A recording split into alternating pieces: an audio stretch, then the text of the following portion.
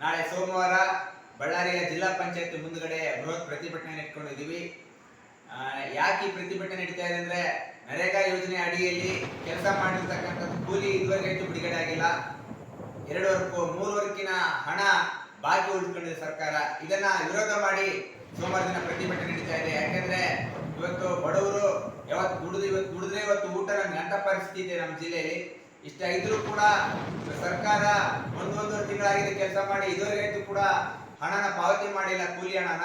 ಇದನ್ನ ವಿರೋಧ ಮಾಡಿ ಈ ಕೂಡಲೇ ಕೂಲಿ ಹಣ ಪಾವತಿ ಆಗ್ಬೇಕು, ನರೇಗಾ ಯೋಜನೆ ಕೂಲಿ ಹಣ ಅಂತೇಳಿ ಸೋಮವಾರ ದಿನ AIKKMS ರೈತ ಸಂಘಟನೆ ವತಿಯಿಂದ ಬಳ್ಳಾರಿಯ ಜಿಲ್ಲಾ ಪಂಚಾಯತ್ ಮುಂದುಗಡೆ ಪ್ರತಿಭಟನೆ ನಡೀತಾ ಇದೆ ಸ್ನೇಹಿತರೆ.